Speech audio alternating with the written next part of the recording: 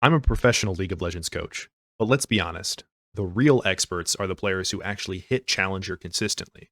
So I asked 30 of them across the NA and EU server to give me their best advice about climbing in SoloQ, and I left it pretty open-ended. They could type up as long as the responses they'd like, talk about macro, micro, champ pool, mentality, or anything else they felt was the most important, impactful part of their climb out of lower elo. So if you enjoy content focused on improvement like this, make sure to subscribe and check out some of my other videos, like this one I made on why people tilt in League and how to stop. Well, let's get started. Player number 1 is Music, coming out of the NA server. Music says, reviewing your own games and deaths, most deaths are avoidable if you review, because dying is technically the biggest mistake you can do. For me, it was understanding that I was a noob, and watching videos and streams helped me improve a lot. Facilitating concepts that I didn't know from the stuff into my games helped.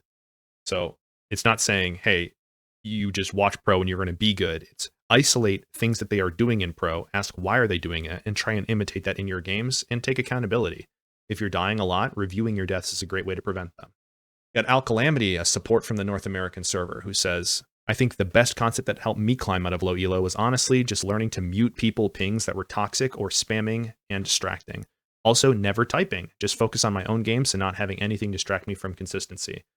And I'm sure all of you have heard this at some point in your grind, but man, like a coach can tell you it, but I think it means a little bit more when you hear a person who's actually hit these ranks tell you that it's important to do. And it might be hard for some people, but dude, just drop the ego. Or if, like, I've heard some people say, you know, I need to be able to talk to my teammates, or like, what if they type something to me that you need to hear? I promise you, if you are in anything below like GM, no one is saying anything productive in the chat that you need to pay attention to. You need to just focus on what's good for your game so you can see the map and not get distracted by chat. Now we got McQueen69, a Twitch player from the North American server, an AD carry. So he typed up quite a bit, which I'm also very appreciative for. Like I said, I left this kind of open-ended, and I'm hoping that this conversational tone is making it a bit more relatable. But he says the biggest improvements I made were when I just watched pros or streamers play the game. For example, he started playing Twitch because he watched Rat IRL and thought it looked fun. Then he just copied his gameplay and does that with pro VODs now. Another big thing is to not get overly bogged down on single events or games. Oh my God, like I'm kind of like reading these for the first time. What I did is I kind of just like copied and pasted the DMs into this format. But like holy shit, is this already like a great piece of advice? You know how many times people will have like a great block of games, but then they'll lose one game because someone on their team tilted or AFK'd or something. And then like they're just like whining and complaining and whining and complaining. Like, brother, the game's over. Why is your mind still playing the game? Why are you still in the game mentally? Like, move on. And then it affects their next games. So he says he always sees Reddit posts with like a screenshot of a game where their team was bad or whatever, but it's really just a waste of time and mental energy to focus on single unlucky games. In that vein, if you're like Silver, you have to recognize that you and everyone else in your game you play is objectively pretty bad. Okay, I mean, he's not pulling any punches here. So there is no point at all in focusing on teammates. Think of bad teammates like small road bumps on your own progression to get better. I mean, this is great too, right? Like if you're going to play like 300 games in a season, and even if you have 10 games out of those 300 where you have somebody who AFKs, like actually like not just plays bad, not just like has an unlucky game, but legitimately AFKs, that's still 290 games that you have some form of agency over. So to get distracted on this tiny bit right here, like, let's not ignore the forest for the tree here, right? Like, this is just one part of getting better. To focus on this instance is going to slow down your improvement. Why not focus on the other 290? Think of how much learning you could do if you put that same amount of intensity to the rest of your games. So he says, to give perspective, imagine a streamer is doing another unranked to master, and he's getting 45 wins and 5 losses, then gets a shitty support in, like, Emerald. Is he going to care at all and throw a tantrum? Probably not, because he's better than everyone else in the lobby, and he just hit a small obstacle on the way up. You should have the same mentality. So I think the biggest part here is you're not expected to be 45-5. You are going to have bad players, or not even bad players, just people who are not consistent. Because that's the thing about being in ranks like Emerald or Diamond, right? It's players have moments of brilliance where like they'll completely smurf a matchup or they're 1v9 a game, but they don't understand why or like what goes into doing that. So it's not replicable. So everyone is taking turns having a shit game and then like a smurf game. And the biggest thing that you can do is just focus on making your game as consistent as possible. So you minimize the amount of games that you actually play like shit. And like, let's say your worst game is like your 5-5 with 5 assists, like a completely average score line. But then your best games, you're still smurfing. you're going to climb infinitely faster unless you hyper focus on the games where somebody ints you and griefs you and you cry like a baby. So great tip from McQueen here. I think he peaked like top 10 challenger as well, by the way. 1826 LP. Good, smart guy. Good guy. Kappa here from the North American server, a top laner, says, play Sion. I mean, I'm not going to lie, this is pretty good advice. Sion is really strong right now, even in SoloQ. You can go the HP build with like Overlord's Bloodmail, Titanic Hydra. You can go full tank. You can build MR. You beat most champions in the game if you know how to play the matchup well. Just watch boss. Play Sion. True. Emil, a mid laner from the EUS server, says, probably focus on having 8 CS a minute and most importantly not dying, since these two factors combined would just put me ahead of the curve in most games and carrying would be way easier from that position. It's what he still lives by as a semi-pro, consistently challenger player. I'm pretty sure right now he's in Masters, but that's because he's in school and he's playing semi-pro in the NLC Div 2 League or something in EU, but consistent player. And what I want to highlight here, once again, it's not the specifics around 8 CS a minute, because I've kind of came out and debunked having a hard number that you want to like aim for. It's like a good idea to kind of hit a benchmark and say like, hey, these games I'm not hitting 8 CS a minute, what's going on? But what you really should be doing is diving down to that core philosophy of what is going to get me the most ahead so I can perform consistently well. And it's prioritizing CSing, prioritizing good bases, prioritizing not dying. The specificity of 8 CS a minute is not important. It's just the fact that he's prioritizing the CS in the first place, which will lead to him being ahead of the curve and therefore being able to carry more. So good tip. Redemption, or Joey, or whatever you want to call him, he's a support in the NA server, also a smart guy. He's going to say as well, turn off chat, it has no value. I mean, dude, if you're listening, anyone here who is still playing with chat on, if you struggle at all, if you ever find yourself getting tilted by people typing to you in the games, turn it off. It has no value. But you can try to ping more to communicate what you want to do and you want what your team to do. And if the call you made is bad, don't be embarrassed. Just learn from it. Never shy away from making a bad play. So first of all, like this first tip is the same tip that we talked about earlier. We know why we like this tip. The second tip is very important because you can do it even with your chat muted. You can still ping. And the thing here is I want to highlight two things here. One is when you ping, make sure your pings are high quality pings. So like, let's say you're mid lane and your mid laner is roaming. Don't just MIA ping on your lane, MIA ping on top of, like, ping Katarina alive. Like, let's say the enemy's the Katarina and she's roaming. Ping that enemy Katarina alive, and then MIA ping on top of the heads of the lane that she's roaming to. Like, if you saw her walk bot lane, don't MIA ping mid. Do it on top of your AD carry and support after you ping Katarina alive, or danger ping. And when you're trying to set up a play, like the on your way ping, do that in advance. If your team is already doing something and you ping on the way or assist me on an objective, they're already doing something else. You kind of missed your window. You have to do it kind of like before the enemy is committed to making their or your team is committed to making their play, to give your team time to internalize what you want to do. But probably the most important part of this is you have to test your own ideas. Don't be afraid of making mistakes. You will make mistakes. Challenger players make mistakes, but it's how you learn. If you have an idea, you test it and you find out it's a wrong idea, it doesn't mean you're a failure. It means that you found out, hey, in this situation, that idea was bad. So in your next situation that's similar, you know what to do instead. And now you've learned something, you've improved. You don't improve unless you test your ideas. So good job, Redemption. Good advice. Siroinai, challenger mid laner. I think this guy hit like top 5 challenger in the Korea server. And he's going to be playing in LCS Academy this year under NRG. Smart guy. He says, the best way for him to climb is actually not game related. So we're getting a diverse perspective here. The time he improved the most and climbed is when he started to take things seriously. So a lot of people think video games are like a joke, so you just play around. But for him, he treated it like it was one of his college subjects, where he put a lot of effort into learning, studying the game, and actually trying to be better at the game with the right attitude. Although sometimes he gets tilted in solo queue and like to be immature. But I think the most important thing to climb is unironically not just about the game part, but it's about your mentality and mindset that you have. So I think this is a great aspect to have. Like, you can't, if you just have a monk mental, that's not good enough to get you good at the game. But I think it's necessary, but not sufficient. So if you want to be like the best player, you want to climb an elo, being able to treat the game or the climb seriously is going to be necessary to improve, but it's not good enough on its own. I know a lot of people who are in gold who watch a lot of educational videos, who track their improvement, but that aspect is not what's holding them back. It's other things about the game. But I do think it's important to highlight this. So this is great. And I also like that he's honest and says like, hey, even he gets tilted sometimes, and he can be immature, but holding yourself accountable, always bringing yourself back to like, I want to take this seriously. I want to improve. How do I make my decisions mirror my goal of improvement? So that was good. Projecki, a support from the NA server, says the number one lesson he's learned when climbing to high rank in League of Legends, or in any life endeavor for that matter, is intentionally putting himself around people that are where he'd like to be and bringing more energy and effort than them. So what this mean, what's the meme? It's like, if your friends aren't talking about the DAO and crypto or whatever, like your friend group isn't good. Like, oh shit, what's the meme? I'm gonna have to look up the meme or something. I think the important takeaway here is, sorry, like I was trying to be funny, but I just had a massive brain fart here. It's, if you want to be successful, or you want to be good at League of Legends, or you want to do something, you are going to be a reflection of the people that you surround yourself with to some extent.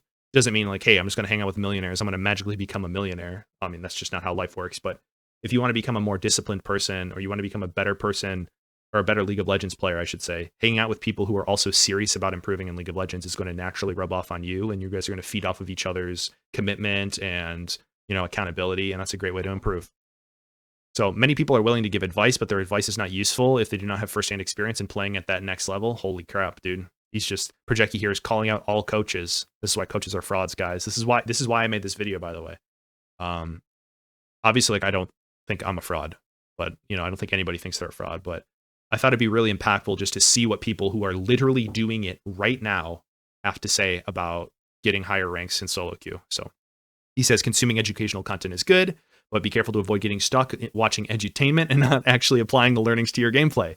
So this is also kind of feeding back to what I said earlier, is just watching the video is fine, but then you need to take stuff from the video. This is kind of where, as educational content has become more prevalent in recent years, every single player that I coach, even in gold or silver, knows how to freeze waves, or like knows basic macro, but they only like know what it is. They don't actually know how to apply it, or when to apply it, or the most efficient way to apply it, or like why it's good. So get the topic, but then try and actually use that in your games and see if it works. Remember what we said in a couple slides ago? Have an idea, test your idea, and then if it works, great. And if it doesn't work, then now you know. So apply the things you learn. Ideally, you play with and build relationships with better players and absorb all the knowledge they have like a sponge. True, good advice. Be honest with the level of effort you're willing to put in, because climbing will require intentional effort. This is another thing I see. And I make this analogy all the time. This is like the out of shape person complaining all the time how they wish they were in shape, how they wish they were like super fit, big and muscular, but they refuse to eat healthy and they refuse to ever go to the gym. These are players all the time. Man, I'm in gold, but all I do is I show up and I get drunk and I play games with my friends, but I really want to hit diamond. Not that there's anything wrong with being in gold, but if you tell me like, hey, I really want to hit diamond, or I really want to hit masters, but nothing you do is leading you towards that goal, then I think you're kidding yourself, and you're setting yourself up for failure, or at least a miserable experience playing the game. And I think this is kind of where people get a little angry with League of Legends, where they're like, man, this game is bullshit. These champions are so OP. My teammates suck all the time. But like, where's the effort that you're putting in? If you're just trying to have fun and play the game, please, like, do that. That is a completely viable way to do things, but it's not going to result in you climbing effectively. So just be honest with yourself. What you lack right now in inherent talent knowledge, you can supplement with energy effort to put yourself in higher rooms than you would get with your talent knowledge alone. Many people will simply sit at their level of knowledge without continuing to put in effort, so you will inevitably leapfrog them if you stop learning. The man who loves walking will walk further than the man who loves the destination. So this is like something I think the BBC podcast with Coach Curtis says a lot. You have to love the journey. You can't love the rank, like, yes, I hit diamond, and like, that's great. Okay, you have to love the act of improvement, like feeling your skills develop, or tracking things like that will make you better, like vision or CS or mentality, or all these aspects of the game or of your real life that improve yourself. That needs to be what you prioritize, not just getting the rank, because once you prioritize these aspects of improvement, the rank will just naturally follow, assuming that you're putting in that effort. And then also a little social climb here, but great advice from Projecki here. Thank you so much for your contribution. SirZepre. This guy's Canadian and French Canadian too, so you know, I took a real hit putting his quote in here, because I can't believe half of Canada lets the other half speak French. Can you guys believe that? Let me know in the comment section down below. But yeah, he's a mid laner from NA, super chill guy. He says the biggest tip for him that he would give a lower elo player would be to focus on getting CS, making sure they work towards being able to consistently not miss last hits. The other big thing for him, which is applicable even up to Challenger, just focus on your own game. What can you do better and own your mistakes? Whenever a play goes wrong, being able to find a mistake you made and what you as an individual can do better is going to lead to more long-term growth.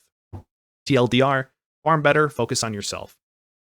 So well, I think just mirroring more advice or just like reinforcing advice that we've already heard before, but this is great. I think it's really impactful when you hear multiple people from different regions or different roles say the same thing. It might mean that the advice is credible and we should probably pay it more attention. If you want to learn how to review your own games or how to track improvement, by the way, I made 2 videos that you should check out. I'll be linking them up above. Rhythm. This is an 80 carry from EU West. He's been playing since Season 5, and he's been Challenger for at least most of the time since Season 5, so pretty consistently higher elo. He has like 5,000 accounts.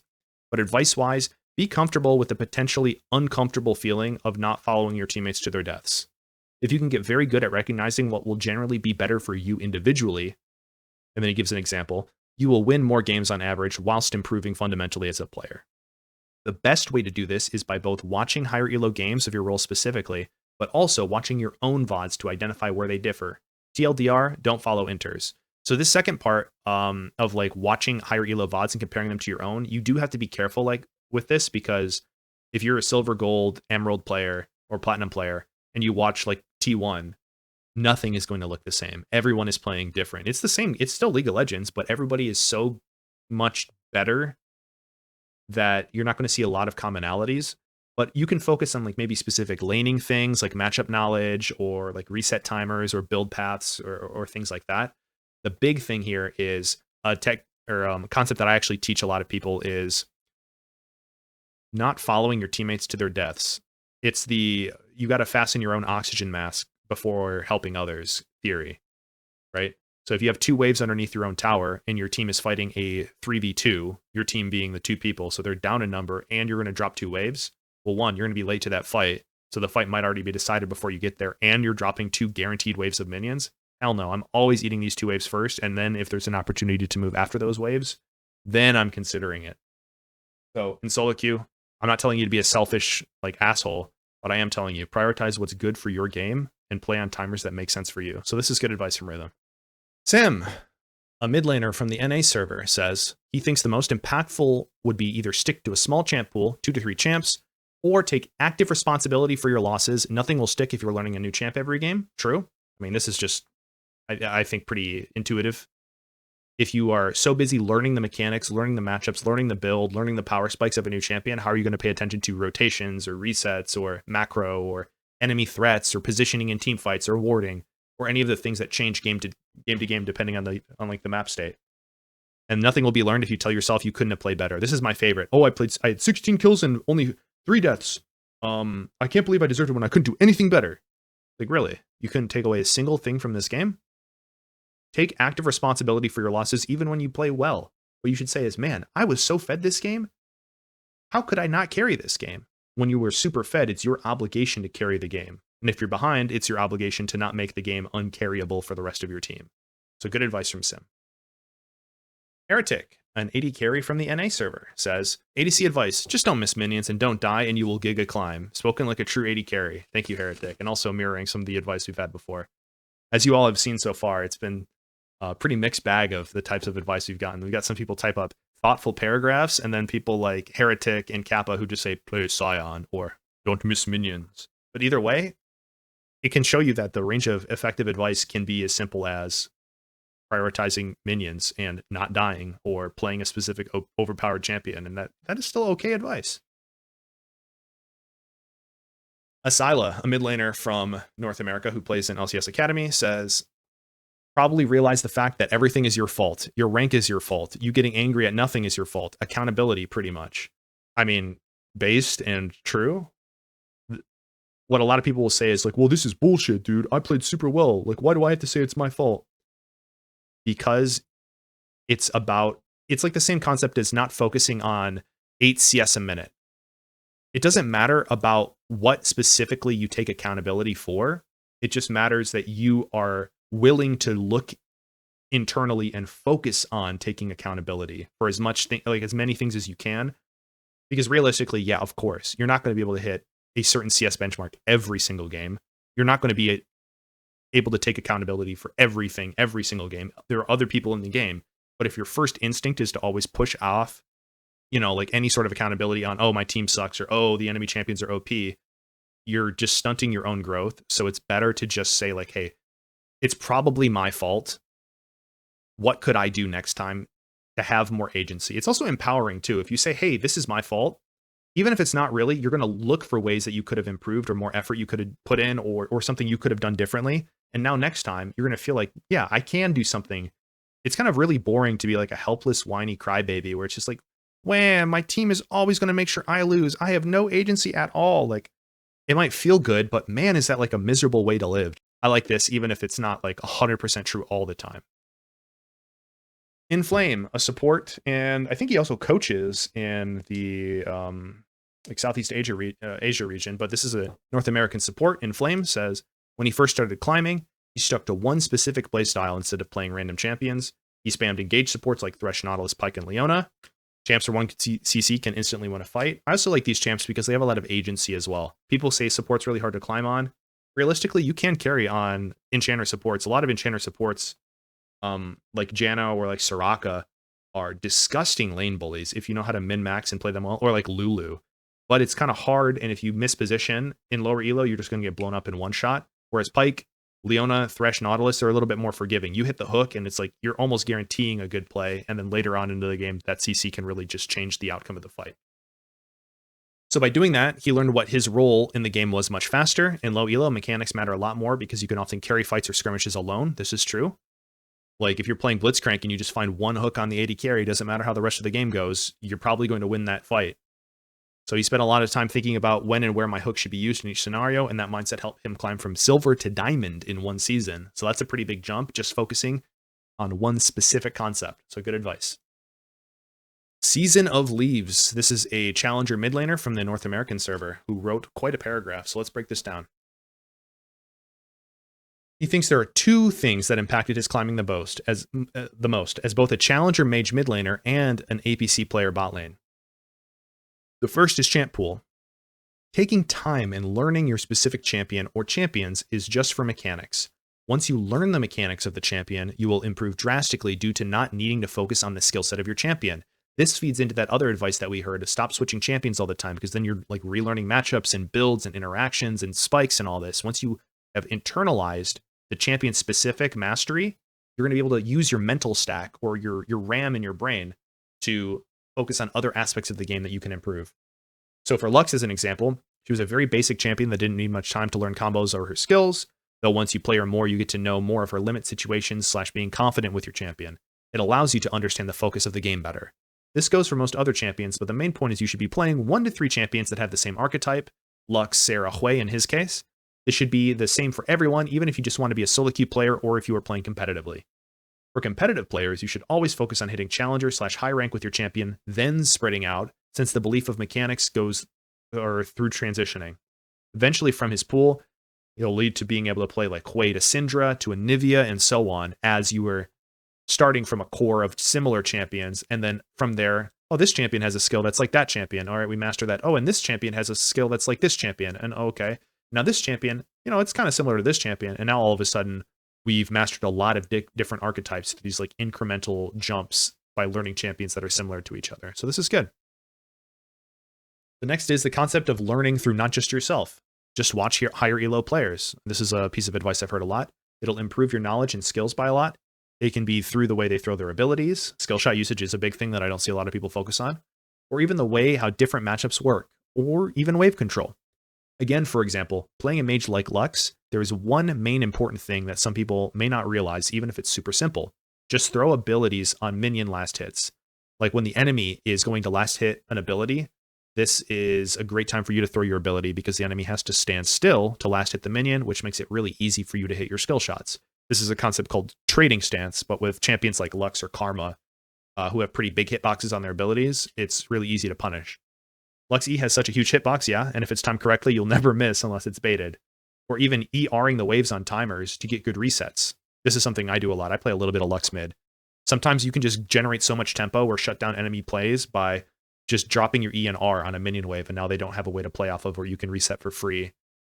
But learning the fact that there's a best way that you should play your champion through team fights, side landing skirmishes, there's just so much to learn from higher elo players that you might not get from playing the game just by yourself. Some great advice from Season, so I want to thank him for taking the time to type this up. U13, a challenger jungle main from North America. The best way to climb is, hey, guess what he's saying? Only playing 2 to 3 champions. Team composition doesn't matter much in low elo, except maybe like all AP and all AD comps, but then even still not that much. I can also vouch personally. I remember climbing in ranks, and I'll always remember this game. It was the enemy team had an all AD comp, and we had Malphite Rammus on our team, and we're like, wow, this is the freest win ever, and we just got absolutely obliterated because it was SoloQ, and I think I was platinum at the time. Like, sure, should it make the game harder? I mean, yeah, of course, but it's never guaranteed. That's why we play the game, right? So focus on mastering your champ first, and then once you have a foundation, you can build on it by starting to learn the game. Wow, like just kind of what Season just said and a bunch of other people said before him. Once you play a champ role a lot, there should be a sense of what feels good and what doesn't.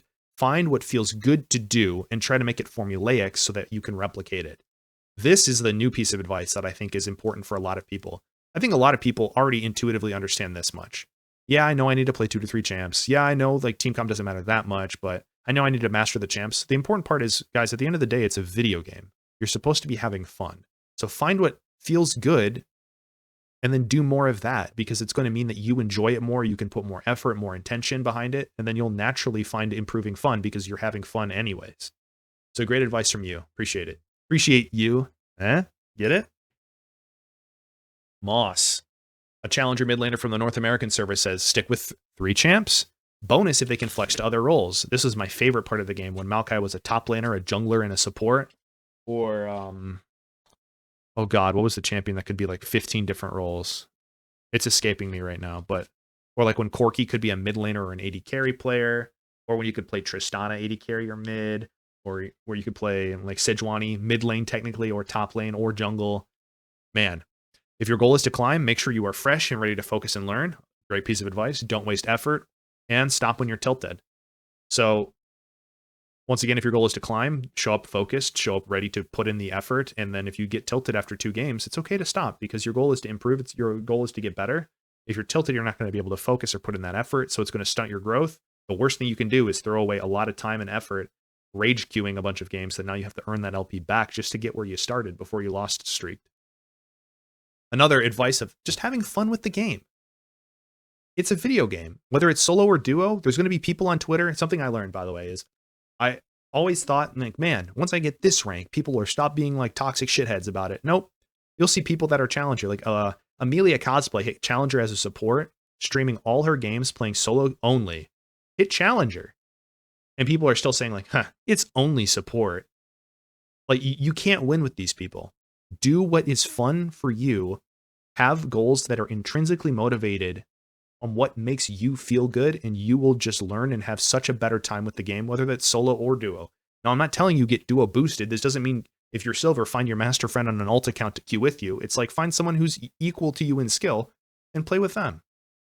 So Moss started in gold in season 2 and hit diamond in the next season. He said he just duo abused with Maokai jungle.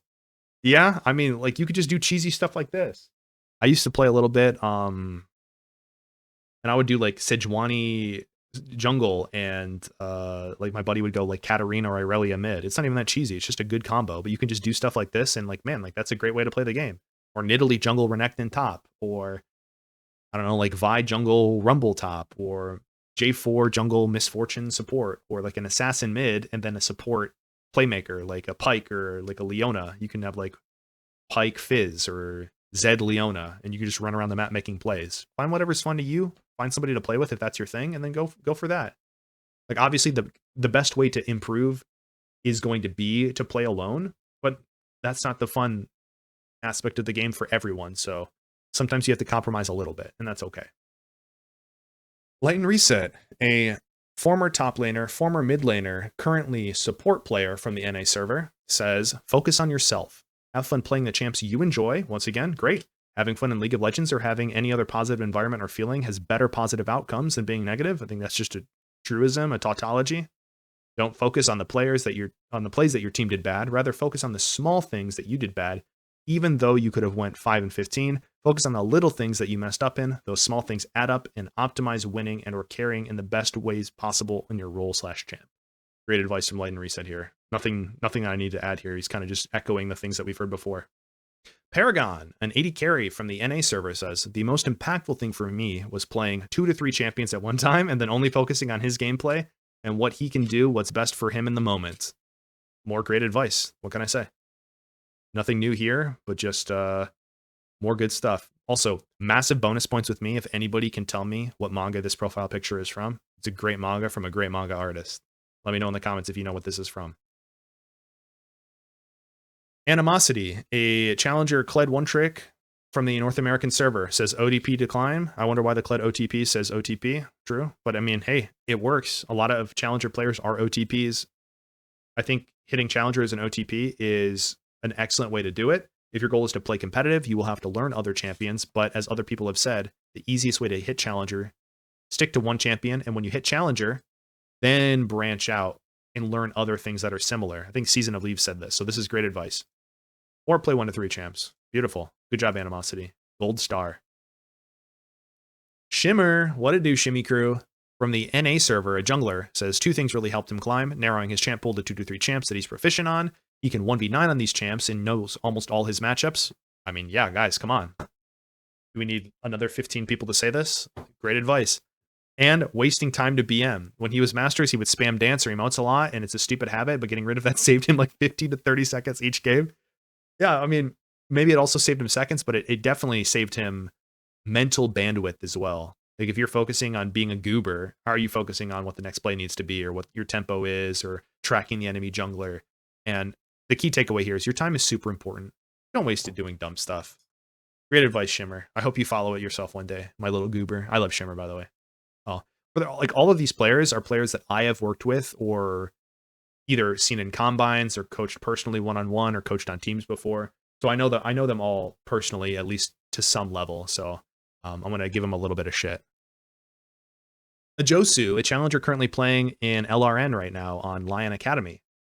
He's a AD carry. He said the best feedback he's ever gotten as AD carry is to always focus on your own conditions. So conditions is like what's good for you, your HP, your mana, your summoner spells, your ultimate. So make sure that you have the ability to play the game. Remember when I said like the oxygen mask theory, focus on putting your own oxygen mask on before helping others. You need to make sure that you are healthy enough to make plays around the map. Otherwise, when it's your turn to play the game, if you don't have ult or you don't have flash or you don't have HP, you don't have mana, you're sitting on a lot of gold, you're going to lose more games. A lot of the times your teammates do not know how or when you are strong. So you kind of just got to play your own game in solo queue and be as strong as you can possibly be. If you keep 3 champs in your pool and try to hit 9 CS per minute, you will carry almost every game. Once again, great advice. The specificity of the CS is not important. Just prioritizing hitting a small pool of champs and then as high of CS as you possibly can. Good advice, Ajosu. Marco Polio, the only Grandmaster player in here. But this guy is somebody I've been coaching individually for a little bit now, and I'm really proud of his growth. So he's peaking right now, 809 LP, North American server jungler player. He said the most impactful thing that got him out of high elo, I think he meant into high elo, is something he calls the spear method. Get really good at one thing. So he played one champion in one role and focused on one thing. He would do really well. So for me, he played Master Yi only in the jungle and focused on just getting good at Yi's mechanics. Stuff like auto attack resetting, kiting camps, like ability usage in fights, how to use your W, like meditate to block damage effectively. That, and the thing that kept me going is show up every single day. Even if it's just one game, you will outpace and outclimb everyone else if you give it enough time and are patient. So this is just consistency and dedication. You don't have to put in your 100% if you can't and play like 20 games a day. But if you can show up and at least put your attention into one game, that'll pay dividends over the course of a year. So good advice, Marco. Keep up your climb. I hope to see you challenger. I think this is the only Grandmaster player on this entire video, but he's close. Speaking of which, by the way, LP games are so screwed. One is 809 LP, like not Challenger, man. I remember back in my day, Challenger used to be like 600 LP. You could be Grandmasters and be like 300 LP. Anyways, Mixtsure, a support from the North American server, says, as someone who was hard stuck 300 games Bronze 1, 300 games Bronze 1 to Challenger 1300 LP. He would say focusing on yourself and improving your own gameplay is the most important factor. You cannot control how other people play the game, but you can control how you play the game yourself, how you watch VODs, how you look and listen to people that are better than you, and how you ask the questions, like what they're doing that's different from what you're doing. Make sure you're playing with intent to improve and not just play to win the games. Remember what I said? It's like focus on the things that win you the games, like getting better CS, not dying as much, because those will naturally make you win the game more often. This mindset got him from Bronze 1 to Diamond 1 within a year. Great. No secret elo potion or hack or whatever, just mentality and mindset. Aeon, a jungler from the North American server, says, don't dwell on your teammates' potential negative actions. Like, if your jungler misses a gank or doesn't come and gank your lane when you're ahead, who cares? They're playing their own game. You need to play your own good game. Don't let that affect you. When you go into games, don't try and actively search for what your teammates could do better, but rather what can you do to improve? This is more accountability, and this is great. So thank you, Aeon. Daption, a fellow content creator / coach / former professional player, semi-pro player, 80 carry as well. So you don't have to play the most meta champions in the game to climb. Pick something simple that you know you can pilot and one-trick it to the top. Also, bonus points if you enjoy it. So he thinks LS brought up playing Annie to climb, and he went from silver to gold when he was 13. I mean, this is great too, because whether or not you love LS or not, I have mixed feelings. I think he brings a lot to coaching and a lot to the development of League of Legends, but I don't agree with him on every single thing. But here at least, playing Annie makes sense because the champion is very straightforward in her kit. And once you master Annie, like all these other players have said, you have freed up your mind to focus on the other aspects of the game. So if a champion is really easy to master mechanically, you're just going to get to that. I wouldn't say 100% mastery if you're like a gold player, but you're going to get to the point where you're so proficient that you don't need to actively think about everything regarding Annie's matchups. And now, wow, I can now see the map more. I can see my rotations. I know how much damage I do. I know like the build diversity and target selection and team fighting. So good advice from Daption. Follow his YouTube channel. BioV2, my little jungle goober from the North American server. He says, if you're wanting to climb, one tricking is the best way to do it. We've heard this. We've played these games before. It helped me, for example. He used to watch Tomio and Scrub Noob when he was in Diamond, and that helped him hit Challenger, just one tricking Rengar. This might be dependent on how strong Rengar is at any given moment. I would think with how strong Hubris. I don't know why that word was so hard for me to say. How strong that item is right now with it just getting its cost buffed to 2,800 might be pretty good, but also taking responsibility for almost every SoloQ game you play and not consistently blaming your team will help you climb 20x. Loses improve or some shit or type shit. So good advice. More taking responsibility, more accountability, more grinding, more one tricking. Guys, I think I'm starting to see a pattern here. Arbrio, a top laner from the North American server. Super good guy, like this guy. He wants me to know if he wants me to answer here or on voice call. Ooh, maybe the next time I do a video like this, I'm going to do a follow-up video where I'm going to ask coaches instead of players what their best advice is. Would you guys rather see it in text form like this or me talk on the call and have them like describe their thoughts to me with like a face cam or something maybe? Let me know. So the best thing that has helped him improve is to not be scared to int. Where have we heard this advice before, right? You have to test your ideas. You have to see if you actually, if like what you believe is true. A common pattern I see with a lot of low elo players is that they play overly safe because they are scared of dying and getting flamed, which might seem contradictory. We said like, hey, avoid deaths. How do you avoid the death if you don't know that what led up to that death was a mistake or not, right? You can just say like, oh, hey, I died. That was bad. Why? Were you supposed to be there, but you needed to click your buttons better? Were you not supposed to be there at all because you're not strong enough? Were you pressing your buttons correctly and you were supposed to be there, but someone else didn't do their job, so now you died? Like, we need to make the mistakes, make the corrections from the mistakes, and then through that, we minimize our deaths. So I did want to clarify. So playing overly safe prevents people from getting leads that they could have gotten otherwise if they knew their limits. So we have to discover what our limits are. We'll never discover those limits if we're too afraid to play the game. Retrozing, a challenger mid laner from North America, says, your teammates' actions are set in stone. You can't change what they do to an extent. You can ping, you can type, but like, man, is that a waste of energy sometimes? But you can change how you react to what they do. Having this mindset helped him a lot with focusing on the best decision available whenever someone makes a mistake, instead of just forcing something through because of tilt, because he's upset. because they did something wrong in his eyes. He instead focused on how he can respond to the mistake in the game. So instead of, oh man, my whole team just died here. Man, these guys are so shit. It should be like, okay, my team died. That's already happened. What can I do as a response? Can I maybe take jungle camps? Can I get vision on the other side of the map? Can I push out a side lane? Can I do something that's good for my game instead of just complaining about the teammates' mistakes? And then SoimuMC, a top laner from EU West, says, low champ pool, max 3 champs. This is great. It's so much easier to learn macro map rotations if you are comfortable and know the limits of your champion. Makes sense. Jungle tracking or minimizing unnecessary deaths. This is great if you're playing any role. Honestly, even jungle, knowing where the enemy jungler is going to save you a lot of time. And also the classic, is my jungler on the opposite side of the map? Yeah. Is the enemy jungler unknown? Yeah. Then you probably shouldn't be actively trading because you know for a fact your jungler's not going to be there and there's a chance your enemy could. So you're just opting into a 1v2 fight potentially, which is not going to result in a good outcome most of the time. And then ping more. In lower elo, pinging is often just for flaming, but pinging is so much more than that, making your team aware of enemy positions, pinging when you want to fight, etc. This is great. Remember what I said about ping quality, ping on top of people. Then finally, probably the best tip of the entire video. It's not optional. It's supposed to see, like, this is a misspelling. It's fine. He's Romanian, English as a second language. I get it. It's mandatory. Buy coaching sessions from Bach. True. All right. And that's it for the video, guys. If you enjoyed this content, let me know. And check out my next one that I do on what coaches give for advice for players in SoloQ. Bye.